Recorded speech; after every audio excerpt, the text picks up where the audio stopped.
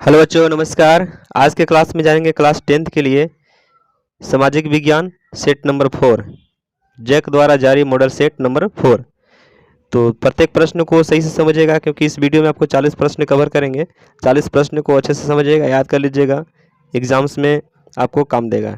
ठीक है, चलिए बच्चों स्टार्ट करते हैं पहला प्रश्न से। पहला प्रश्न क्या है? ऐसी सरकार या शासन व्यवस्था जिसकी सत्ता पर किसी प्रकार का कोई अंकुश नहीं होता है।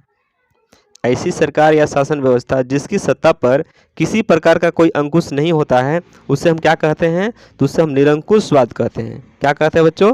तो निरंकुशवाद। ठीक है। दूसरा प्रश्न है कि मतदान के अधिकार को क्या कहा जाता है? तो मतदान के अधिकार को मताधिकार कहा जाता है। आपको दूसरा ऑप्शन सही हो जाएगा। ठीक है, चलिए इसके बाद समझते हैं तीसरा प्रश्न। तीसरा प्रश्न क्या बोल रहा है कि बास्तिल के किले का पतन कब हुआ? बास्तिल किले का पतन कब हुआ? तो ये हुआ था आपको 1789 में। 1789 में। तो इसके पहले हम समझेंगे कि बास्तिल किला है क्या।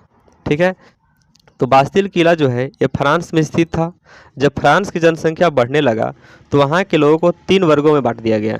ठीक है, पहले वर्ग में प्रीस्ट आते थे, दूसरे वर्ग में नोबेल, और तीसरे वर्ग में बाकी के बच्चे लोगों को डाल दिया गया। ठीक है, तो जिसमें क्या हुआ था कि थर्ड जो वर्ग था, थर्ड वर्ग वाले लोगों से टैक्स वसूली होता था, और टैक्स वसूली करके पहले वर्ग के लोग और दूसरे वर्ग के लोग जो थे अपने ज़िंदगी चलाते थे। ठीक है, अब इसके बाद क्या हुआ कि वहाँ के लोगों को एक बार मीटिंग बुलाया गया।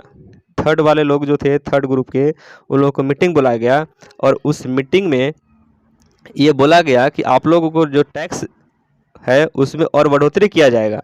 ठीक है, तो लोगों के बीच क्या था कि जनसंख्या बढ़ रहा था, महंगाई बढ़ रही थी, और भूखमरी भी हो रहा था, जिसके कारण लोगों में क्या हुआ? गुस्सा उत्पन्न हुआ, और अनेकों कारण से क्या हुआ कि वहाँ पे एक तरह के लड़ाई पैदा होने लगा। जब लड़ाई पैदा होने लगा तो लोगों ने क्या किया, थर्ड ग्रुप वाले लोग, वो क्या किया कि बास्तिल के जो किलों को चारों तरफ से घेर लिया। अब इन लोग की संख्या था 300। अब 300 चारों तरफ से घेर लिया। वहाँ पे जो पहरेदार था, पहरा देने वाला, जिसको हम गेटमैन बोलते हैं, गेटमैन से इन्होंने क्या किया? हथियार मांगा। ठीक है, तो उन लोगों ने हथियार देना मना कर दिया, हथियार नहीं दिया। जब हथियार नहीं दिया तो इन लोगों का जो अंकुश है और बढ़ने लगा। ठीक है, तब क्या किया कि चारों तरफ से घेर लिया, और घेरने के बाद बास्तिल के किलों को क्या किया? तहस नहस कर दिया, पूरा के पूरा पतन कर दिया, तोड़ फोड़ दिया। और यहाँ तक ये माना जाता है कि बास्तिल के किलों को, एक एक ईंटा को क्या किया? उन लोग मार्केट में बेच दिया गया। ठीक है, इस तरह से ये हुआ था। 14 जुलाई 1789 में लगभग बास्तिल किले का पतन हुआ था। ठीक है, इसके बाद देखते हैं अगला चौथा प्रश्न क्या है। चौथा प्रश्न है 1815 में आयोजित वियना सम्मेलन की मेजबानी किसने की? तो वियना सम्मेलन की मेजबानी किया था मेटरनिख ने। कौन किया था बच्चों? तो मेटरनिख। तो अब यहाँ समझेंगे वियना सम्मेलन होता क्या है। तो सबसे पहले जानेंगे कि ये जो है वियना ऑस्ट्रिया की राजधानी है। ऑस्ट्रिया की राजधानी है वियना, और यहाँ पर एक सम्मेलन बुलाया गया। सम्मेलन बुलाने का मुख्य कारण क्या था कि नेपोलियन ने और तथा यूरोपियन के बीच युद्ध हुआ। नेपोलियन और यूरोपियन के बीच क्या हुआ? युद्ध हुआ। तो यूरोप के मानचित्र बदल गया। यूरोप के क्या हुआ? मानचित्र बदल गया, पूरी तरह से तहस नहस हो गया। तो इसे सुधारने के लिए वियना ने एक सम्मेलन बनाया। वियना जो देश थी, वियना जो ऑस्ट्रिया की राजधानी है, उन्होंने क्या बनाया कि एक सम्मेलन बनाया, एक संगठन बनाया। इसी को बोला गया है वियना सम्मेलन। ठीक है, इसका आंसर क्या है? मेटरनिख। इसका आंसर क्या हो जाएगा? मेटरनिख। तो मेटरनिख कौन था? तो मेटरनिख जो था ऑस्ट्रिया के चांसलर था, जो क्या करता था कि यूरोप के एकीकरण का विरोध करता था। जब भी अगर यूरोप में कोई एकीकरण हो रहा हो तो उसको क्या करता था? विरोध करता था। ठीक है, अब इसके बाद देखेंगे अगला प्रश्न, पांचवा प्रश्न क्या है कि लिब्रे क्या था? तो लिब्रे जो है फ्रांसीसी मुद्रा है। लिब्रे क्या है? एक फ्रांसीसी मुद्रा है। आपका पहला ऑप्शन सही हो जाएगा। ठीक है, इसके बाद छठा प्रश्न देखिएगा क्या है। छठा प्रश्न है गांधी इरविन समझौता कब हुआ? तो ये गांधी इरविन समझौता जो हुआ था, ये आपका सही ऑप्शन इसमें हो जाएगा आपका 5 मार्च 1931। तो गांधी इरविन समझौता है क्या? तो गांधी का मतलब हुआ महात्मा गांधी, और इरविन जो था लॉर्ड इरविन, जिस समय गवर्नर था। ठीक है, जैसे क्या हुआ कि एक विदेशी सम्मेलन हुआ था जिसको बोलते गोलमेज सम्मेलन। ठीक है, तो गोलमेज सम्मेलन में क्या हुआ कि भारतीय की तरफ से भी बोला गया था लॉर्ड इरविन को कि भारतीय की तरफ से भी किसी को शामिल होना जरूरी है। ठीक है, तो यहाँ से जो भी लोग थे गांधी जी के सपोर्ट में दांडी मार्च 1930 ईस्वी में जो हुआ था सविनय अवज्ञा आंदोलन, इसमें सभी लोग भाग लिए थे, जिसके वजह से वहाँ पर कोई नहीं गया। जब फर्स्ट गोलमेज सम्मेलन में भारतीय तरफ से कोई नहीं गया तो इरविन को बोला गया कि आपके भारतीय तरफ से क्यों नहीं गया। तो इरविन ने क्या बोला कि यहाँ पर क्या है कि गांधी जी एक सविनय अवज्ञा आंदोलन चला रहे हैं, जिसके वजह से सारे लोग जो है इसमें शामिल हैं, इसलिए यहाँ के कोई लोग नहीं गया।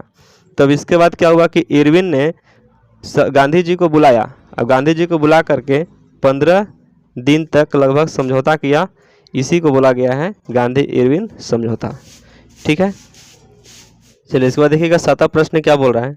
7वां प्रश्न है, गांधी जी को पहली बार राष्ट्रपिता कहकर किसने संबोधित किया था। तो गांधी जी को सबसे पहले बार राष्ट्रपिता कहकर पुकारने वाले थे सुभाष चंद्र बोस। आपका पहला ऑप्शन क्या हो जाएगा, सही हो जाएगा। और यहाँ पर रविंद्रनाथ टैगोर ने क्या बोले थे, सबसे पहले उनको महात्मा का उपाधि दिया था। महात्मा का उपाधि देने वाला थे रविंद्रनाथ टैगोर, और राष्ट्रपिता कहकर पुकारने वाला थे सुभाष चंद्र बोस। ठीक है, 8वां प्रश्न है, गीतांजलि किसकी रचना है। तो गीतांजलि जो रचना है रविंद्रनाथ टैगोर की है। किसकी रचना है, तो रविंद्रनाथ टैगोर। ठीक है, इसके बाद 9वां प्रश्न क्या है। 9वां प्रश्न क्या बोल रहा है कि Hindustan socialist Republican army, Hindustan socialist Republican army की स्थापना किसने की। इसकी स्थापना किए थे भगत सिंह। कौन किए थे, तो भगत सिंह। ठीक है, इसका 10वां प्रश्न है कि भारतीय संविधान कब बनकर तैयार हुआ। तो भारतीय संविधान बनकर तैयार हुआ था 26 नवंबर 1949 को। 26 नवंबर 1949 को बनकर तैयार हो गया था, लेकिन लागू हुआ था कब, तो 26 जनवरी 1950 को। 26 जनवरी 1950 को लागू हुआ था। ठीक है, इसके बाद देखिएगा अगला प्रश्न क्या है। 11वां प्रश्न बोल रहा है, आपके घर में एक दूध देने वाली गाय है। आपके घर में एक दूध देने वाली गाय है, आप इसे किस तरह का संसाधन मानते हैं। जैव संसाधन कि अजैव संसाधन, राष्ट्रीय के सामुदायिक। दिया जाएगा जैव संसाधन में। किस संसाधन में, जैव संसाधन में। सजीव को जैव बोलेंगे और निर्जीव को अजैव बोलेंगे। ठीक है, चलिए इसके बाद 12 प्रश्न है कि जिस भूमि पर खेती की जाती है, जिस भूमि पर खेती की जाती है उसे क्या कहते हैं। तो जिस भूमि पर खेती की जाती है उसे बोलते हैं कृषि योग्य भूमि। क्या बोलेंगे, कृषि योग्य भूमि।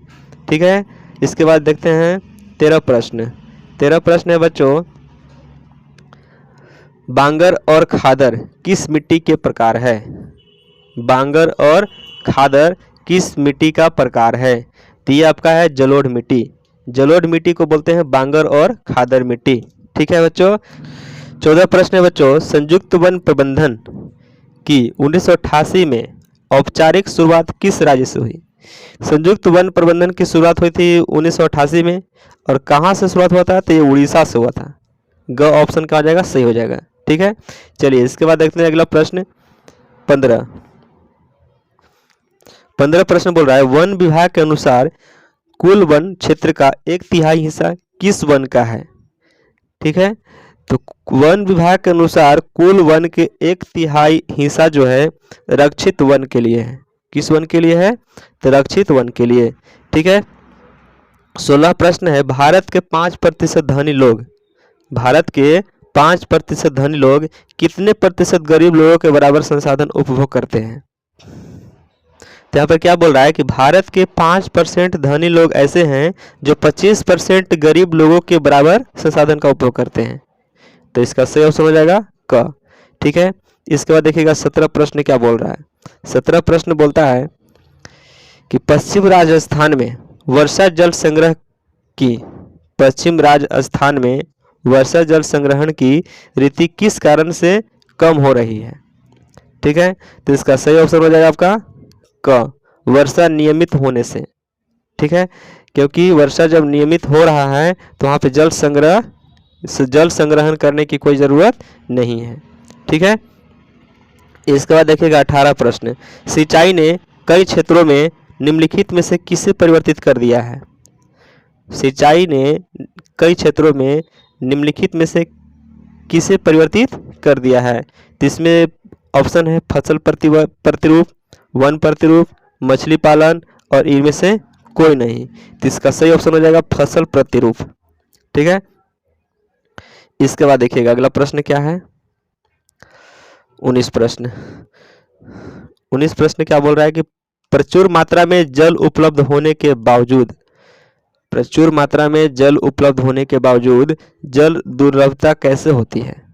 अगर मान लीजिए कि जल की पर्याप्त मात्रा है, बहुत ज़्यादा जल है, इसके बावजूद भी जल दुर्लभ क्यों होती है, कैसे होती है। तो पहला ऑप्शन है औद्योगिक कचरों और रसायनों से जल की गुणवत्ता में कमी होना, अत्यधिक प्रयोग से जल की मात्रा में कमी होना, या जल की मात्रा में वृद्धि होना, या इनमें से कोई नहीं। तो इसमें सही ऑप्शन हो जाएगा आपका क, औद्योगिक कचरों और रसायनों से जल की गुणवत्ता में कमी होना।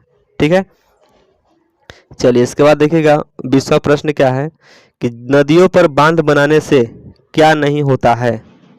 नदियों पर बांध बनाने से क्या नहीं होता है। जब नदी पर बांध दिया जाएगा तो क्या नहीं होगा। तो पहला ऑप्शन है जलाशय की तली में तलछट का जमाव हो जाता है, जलीय जीवों में भोजन में कमी हो जाती है, जलीय जीवों के भोजन में कमी हो जाती है।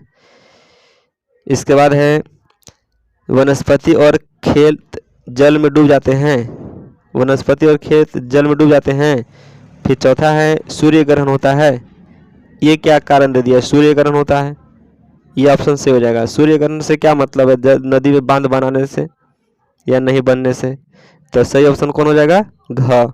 ठीक है, इसके बाद देखिएगा 22वां प्रश्न 21 प्रश्न क्या बोल रहा है।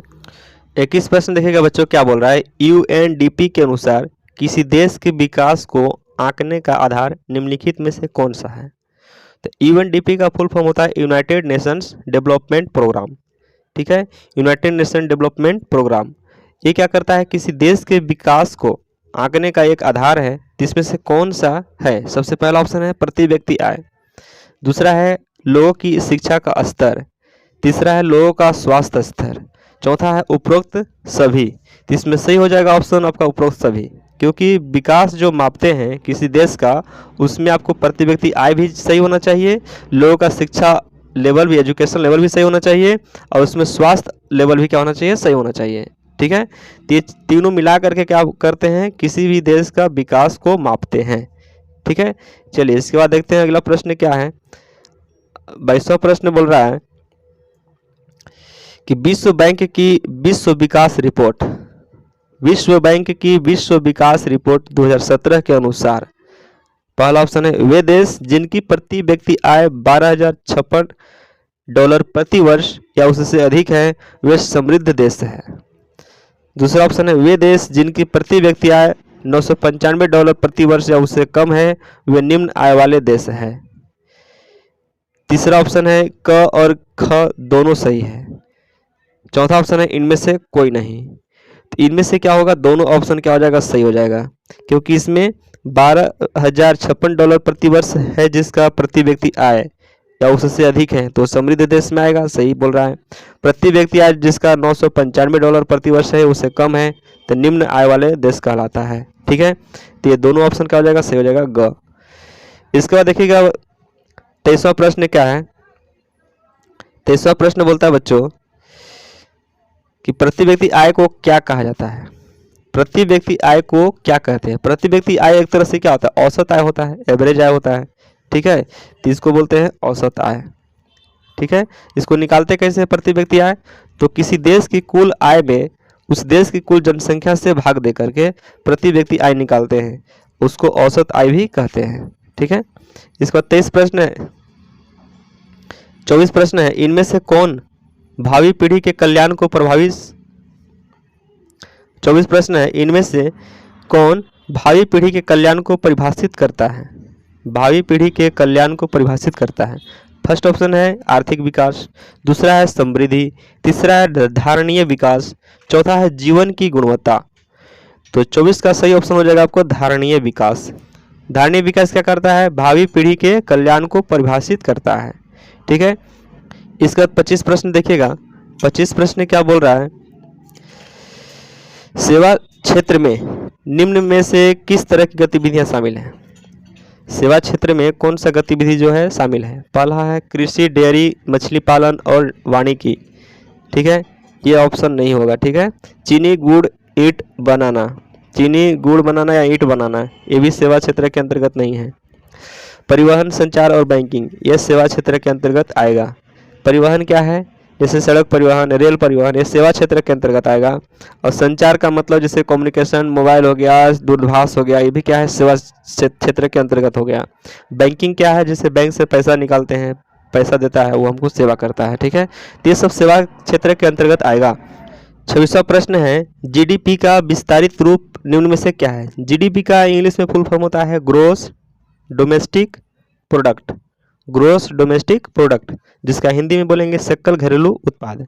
सकल घरेलू उत्पाद ये आपका विस्तारित रूप है जीडीपी का, ठीक है। इसके बाद देखिएगा 27 प्रश्न क्या है। 27 प्रश्न बोलता है बच्चों, नरेगा 2005, नरेगा 2005 जिसको बोलते हैं राष्ट्रीय ग्रामीण रोजगार गारंटी अधिनियम 2005 के अनुसार सरकार द्वारा गारंटीकृत रोजगार के दिनों की संख्या कितना है? तो नरेगा के अनुसार जो रोजगार गारंटी के दिनों की संख्या जो है वो 100 दिन है, ठीक है। तो इसका सही ऑप्शन हो जाएगा आपका 100 दिन, ठीक है। इसमें देखिएगा कंफ्यूज होने वाली बात है कि 100 ऑप्शन 2 जगह दिया है, ठीक है। हो सकता है बाई मिस्टेक दे दिया हो, लेकिन आपको 100 दिन ही इसमें है, दिनों की संख्या। एक वर्ष में 100 दिन मिलता है नरेगा के अनुसार काम करने की गारंटी, ठीक है, जिसको बोलते हैं गारंटीकृत रोजगार दिनों की संख्या। चलिए 28 प्रश्न है, सवेतन छुट्टी का प्रावधान किस क्षेत्रक में होता है?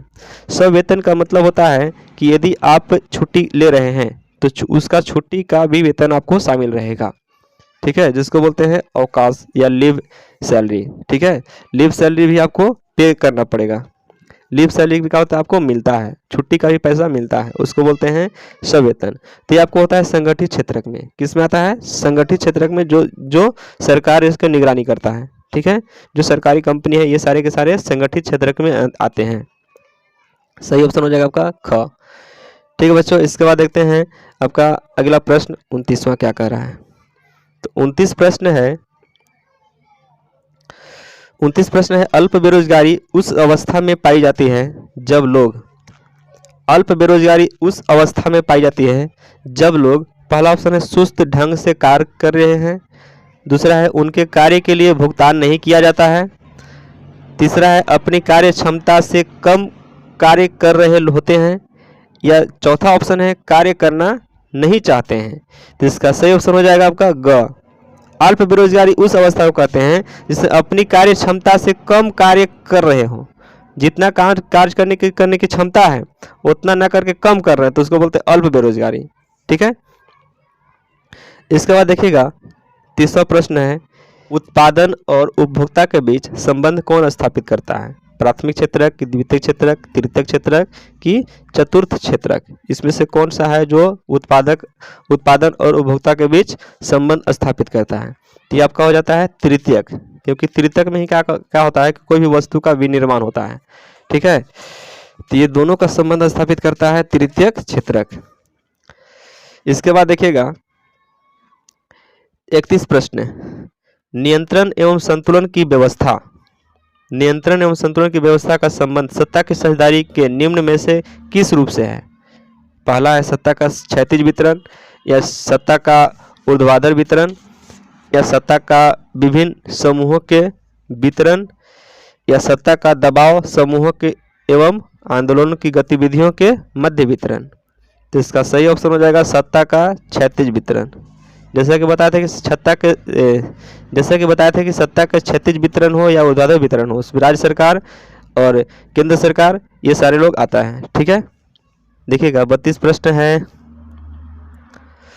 साथ आकर संघ बनाने का उदाहरण निम्न में से कौन देश है? साथ आकर संघ बनाने का उदाहरण निम्नलिखित में से कौन सा देश है? पहला है भारत, दूसरा है बेल्जियम, और तीसरा है संयुक्त राज्य अमेरिका, और चौथा है स्पेन, ठीक है। तो इसका सही ऑप्शन हो जाएगा आपका संयुक्त राज्य अमेरिका। संयुक्त राज्य अमेरिका जो है साथ में आकर के संघ बनाने का सबसे पहला उदाहरण देश था, ठीक है। 33 प्रश्न है, भारत में विकेंद्रीकरण के तहत कई ग्राम पंचायतों को मिलाकर किसका गठन बना या किसका गठन होता है? ठीक है, तो इसका सही ऑप्शन है आपका पंचायत समिति। भारत में विकेंद्रीकरण के तहत कई ग्राम पंचायत को मिलाकर पंचायत समिति बनता है। ठीक है, अगला प्रश्न देखते हैं 34 बोलता है कि सत्ता का विकेंद्रीकरण में निम्न में कौन शामिल है। सत्ता के विकेंद्रीकरण में कौन शामिल है? केंद्र सरकार या राज्य सरकार, या केंद्र सरकार और राज्य सरकार दोनों, या केंद्र सरकार, राज्य सरकार और स्थानीय सरकार। इसका सही ऑप्शन हो जाएगा आपका घ। सत्ता के विकेंद्रीकरण में क्या है? केंद्र सरकार भी है, राज्य सरकार भी है और स्थानीय सरकार, सब शामिल है। ठीक है, इसका 35 प्रश्न है नगर निगम के प्रधान को क्या कहते हैं? नगर निगम का जो मेन प्रधान होता है हम क्या कहते हैं? पहला ऑप्शन है मुखिया, दूसरा ऑप्शन है सरपंच, तीसरा है मेयर और चौथा है पार्षद। तो इसका सही ऑप्शन हो जाएगा मेयर। नगर निगम के प्रधान को मेयर कहते हैं। क्या बोलते हैं? तो मेयर। इसके बाद देखिएगा 36 प्रश्न। 36 प्रश्न है बच्चों कि बोलिविया की सरकार ने कोचबम्बा शहर में जलापूर्ति का अधिकार किसे बेच दिया था? तो इसमें ऑप्शन है स्थानीय कंपनी, राष्ट्रीय कंपनी, बहुराष्ट्रीय कंपनी या इनमें से कोई नहीं। तो इसका सही ऑप्शन हो जाएगा आपको बहुराष्ट्रीय कंपनी। ठीक है, तो बोलिविया की सरकार ने बहुराष्ट्रीय कंपनी को क्या किया था कि कोचबम्बा शहर में जलापूर्ति का अधिकार बेच दिया था। 37 प्रश्न है निम्न में से कौन सा असत्य है? कौन कौन असत्य है मतलब कौन गलत है उसको छांटना है। ठीक है, तो पहला ऑप्शन है दबाव समूह और आंदोलन अपने लक्ष्य के लिए जनता का समर्थन हासिल करने की कोशिश करते हैं। ठीक है, तो क्या यह सही है? बिल्कुल सही है कि दबाव समूह और आंदोलन जो होता है लक्ष्य के लिए जनता का समर्थन हासिल करने की कोशिश करता है। बिल्कुल सही ऑप्शन है। अगला है आंदोलन कभी राजनीतिक दल का रूप नहीं लेते हैं। आंदोलन कभी राजनीतिक दल का रूप नहीं लेते हैं, ये गलत ऑप्शन है। ये क्या है? ये क्या है? आंदोलन कभी राजनीतिक दल का रूप नहीं लेते हैं, ये गलत है क्योंकि आंदोलन जो है तो राजनीतिक दल का रूप ले लेता है। हमेशा ये आंदोलन जो होता है राजनीतिक दल का रूप ले ही लेता है। ठीक है, तो सही ऑप्शन आपका हो जाएगा इसमें, क्योंकि इसमें असत्य छांटना था तो ये आपका असत्य मिल गया, ख ऑप्शन से हो जाएगा। ठीक है, चलिए इसके बाद चलते हैं अगला नेक्स्ट प्रश्न 38 में। 38 प्रश्न है बच्चों भारत में केंद्र में गठबंधन सरकार की शुरुआत किस दशक से प्रारंभ हुई थी? भारत में केंद्र सरकार में क्या है? गठबंधन सरकार होती है, गठबंधन सरकार। तो इसका शुरुआत कब हुआ था? तो इसका शुरुआत हुआ था आपको 1990 ईस्वी में। कब हुआ था? तो 1990 ईस्वी में गठबंधन सरकार मतलब दो सरकार मिलने का जो प्रबंधन है उसको बोलते हैं गठबंधन। तो कब शुरू हुआ था? तो 1990 ईस्वी में। ठीक है, तो 39 प्रश्न है भारत में अवशिष्ट, अवशिष्ट का मतलब होता है बाकी जो बच गया है विषय, अवशिष्ट विषय किसके अधिकार क्षेत्र में आते हैं? भारत में बाकी जो बचे हुए विषय होता है वो किसके क्षेत्र में आते हैं? तो ये आपका सही ऑप्शन हो जाएगा केंद्र एवं राज्य सरकार। केंद्र सरकार एवं राज्य सरकार ये दोनों के अंतर्गत आते हैं भारत के बाकी बचा हुआ विषय। ठीक है, इसके बाद देखिएगा बच्चों सबसे लास्ट प्रश्न है 40। भारतीय संघवाद का तीसरा स्तर कौन सा है? भारतीय संघवाद का तीसरा स्तर कौन सा है? तो इसका सही ऑप्शन हो जाएगा स्थानीय सरकार। कौन सा हो जाएगा? स्थानीय सरकार जो है भारतीय संघवाद का तीसरा स्तर होता है। ठीक है बच्चों, इस तरह से आज का 1 से 40 तक प्रश्नों में जितना भी प्रश्न था सभी को आंसर बता दिया गया है। सभी प्रश्नों को एक बार रिपीट 2 बार रिपीट कर लीजिए। ठीक है, क्योंकि एग्ज़ाम्स आपका जो नज़दीक आने वाली है 7 अप्रैल से आप लोग का एग्ज़ाम है, जिसमें आपको टर्म 1 और टर्म 2 दोनों का एग्ज़ाम लिया जाएगा। टर्म 1 के लिए ये आपको 40 नंबर का प्रश्न है। ठीक है, परीक्षा की तैयारी अच्छे से करते रहिए। मिलते हैं नेक्स्ट वीडियो में। Thank you.